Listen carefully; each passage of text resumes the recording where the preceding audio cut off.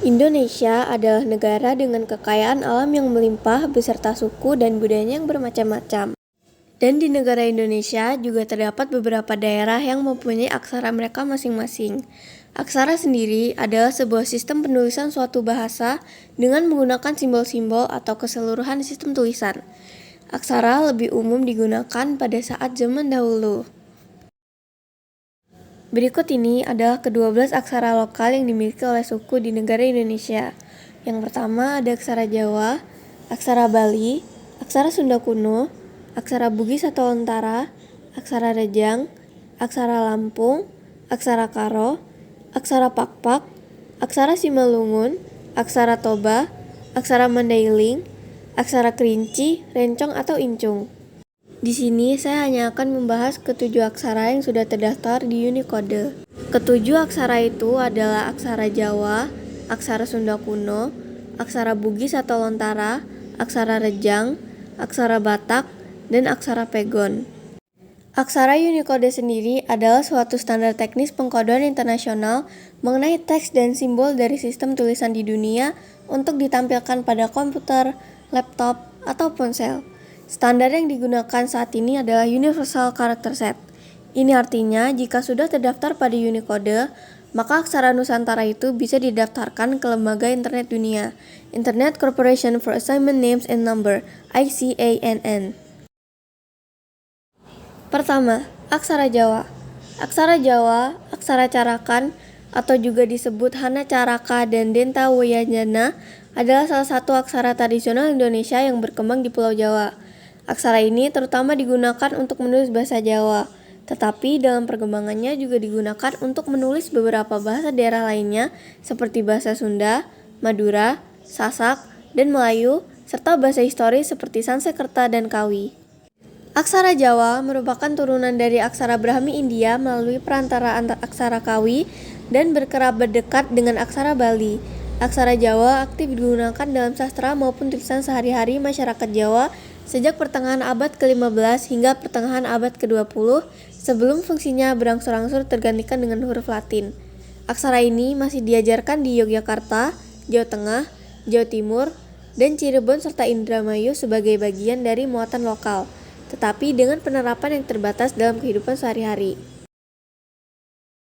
Aksara Jawa adalah sistem tulisan abugida yang terdiri dari sekitar 20 hingga 33 aksara dasar, tergantung dari penggunaan bahasa yang bersangkutan. Seperti aksara Brahmi lainnya, setiap konsonan mempresentasikan satu suku kata dengan vokal inheren A atau C yang dapat diubah dengan pemberian diakritik tertentu. Arah penulisan aksara Jawa adalah kiri ke kanan.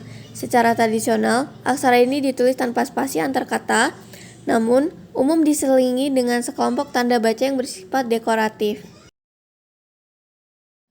Kedua gambar di samping adalah contoh penggunaan aksara Jawa, yaitu ada salah satu halaman serat Damar Wulan yang disalin pada tahun 1804 dan koran Bromartari, koran pertama berbahasa dan beraksara Jawa yang pertama terbit pada tahun 1855. Berikutnya ada aksara Sunda. Aksara Sunda merupakan aksara yang berkembang di wilayah barat Pulau Jawa pada abad ke-14 sampai abad ke-18 yang pada awalnya digunakan untuk menuliskan bahasa Sunda kuno. Aksara Sunda kuno merupakan perkembangan dari aksara Palawa yang mencapai taraf modifikasi bentuk khasnya sebagaimana yang digunakan naskah-naskah lontar pada abad XVI. Aksara Sunda kuno umumnya dijumpai pada naskah-naskah berbahan daun lontar yang tulisannya digoreskan dengan pisau.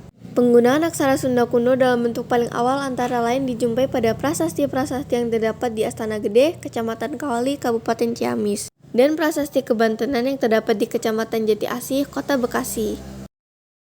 Kedua gambar di samping merupakan contoh aksara Sunda yang dijumpai, yaitu ada prasasti Kawali 6 dan faksilisme halaman pertama naskah Carita Waruga Guru yang ditemukan di Kabupaten Galuh. Selanjutnya yang ketiga ada aksara Bugis.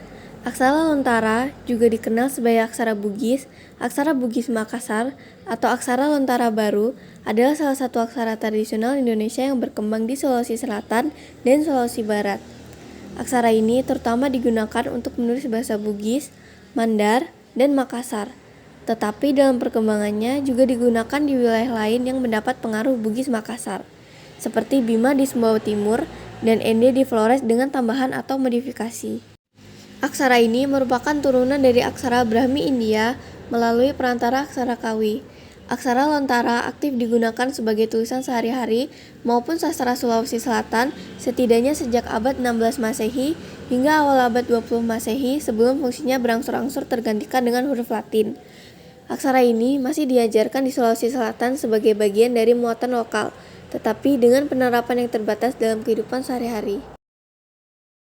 Aksara Lontara adalah sistem tulisan abugida yang terdiri dari 23 aksara dasar. Seperti aksara Brahmi lainnya, setiap konsonan mempresentasikan satu suku kata dengan vokal inheren A yang dapat diubah dengan pemberian diakritik tertentu. Arah penulisan aksara Lontara adalah kiri ke kanan. Secara tradisional, aksara ini ditulis tanpa spasi antar kata, dengan tanda baca yang minimal. Suku kata mati, atau suku kata yang diakhiri dengan konsonan, tidak ditulis dalam aksara Lontara, sehingga teks Lontara secara inheren dapat memiliki banyak kerancuan kata yang hanya dapat dibedakan dengan konteks. Kedua gambar di samping adalah contoh penggunaan dari aksara Lontara, yaitu ada naskah satu Lagaligo dan akta pinjaman dengan isi dan cap beraksara Lontara dari Kerajaan Bone tahun 1864. Keempat, aksara Rejang. Aksara Rejang adalah salah satu aksara tradisional Indonesia yang berasal dari wilayah Sumatera bagian selatan dan Bengkulu. Aksara ini terkadang juga dikenali sebagai aksara Kaganga, yang merupakan sebutan yang berakar dari 3 huruf pertama dalam aksara Rejang ini. Hal ini serupa seperti pengistilahan Hana Caraka untuk aksara Jawa. Aksara ini dipercaya berakar dari aksara Palawa. Berikut ini adalah contoh dari aksara Rejang. Sayang sekali, dalam aksara Rejang ini saya tidak bisa menemukan contoh penggunaannya. Kelima, aksara Batak. Surat Batak disebut juga sebagai surat Nasampulisia dengan arti ke-19 huruf. Sisiasya atau aksara Batak adalah salah satu aksara tradisional Indonesia yang berkembang di wilayah masyarakat Batak, Sumatera Utara. Surat Batak terdiri dari beberapa varian yang digunakan untuk menulis 6 rumpun bahasa Batak. Batak Angkola, Batak Karo, Batak Mandailing, Batak Pakpak, Batak Simalungun, dan Batak Toba. Surat Batak aktif digunakan oleh masyarakat Batak setidaknya sejak abad ke-18 hingga penggunaannya berangsur-angsur memudar pada abad ke-20. Aksara ini masih diajarkan di Sumatera Utara sebagai bagian dari muatan lokal, tetapi dengan penerapan yang terbatas dalam kehidupan sehari-hari. Surat Batak adalah sistem tulisan abugida yang terdiri dari 19 aksara dasar dengan tambahan beberapa aksara pada varian tertentu. Seperti aksara Brahmi lainnya, setiap konsonan mempresentasikan satu suku kata dengan vokal inheren A yang dapat diubah dengan pemberian diakritik tertentu. Surat Batak dibaca dari kiri ke kanan. Secara tradisional, aksara ini ditulis tanpa spasi antar kata dengan tanda baca yang minimal. Berikut ini adalah penggunaan aksara Batak, yaitu pada gambar pertama ada pustaka koleksi Galeri Welcome yang membahas mengenai penawar racun, dan pada gambar kedua adalah bambu dengan kalender Batak, perhalaan, dan teks pendek. Dan terakhir ada aksara Pegon. Abjad Pegon adalah abjad Arab yang dimodifikasi untuk menuliskan bahasa Jawa, Madura, dan Sunda. Kata Pegon berasal dari kata berbahasa Jawa pego yang berarti menyimpang. Sebab bahasa Jawa yang ditulis pada huruf Arab dianggap sesuatu yang tidak lazim. Selain itu, bisa jadi karena penulisan abjad Pegon ditulis secara miring. Aksara Pegon masih berkerabat dengan abjad Jawi. Perbedaan utama dengan Jawi adalah di dalam Pegon terdapat beberapa huruf tambahan untuk mempresentasikan beberapa konsonan dalam bahasa Jawa yang tidak dapat diwakilkan oleh Arab standar dan abjad Jawi. Abjad Sorabe yang pernah digunakan untuk menulis bahasa Malagasy di Madagaskar diyakini diturunkan dari abjad Pegon. Kedua gambar di samping adalah Baba Diponegoro yang ditulis dalam abjad Pegon dan koin Kesultanan Banten pada masa Pangeran Ratu Ing Banten pada tahun 1552 hingga 1596. Sekian video dari saya. Mohon maaf bila ada kesalahan kata, kesalahan foto, video, maupun gambar.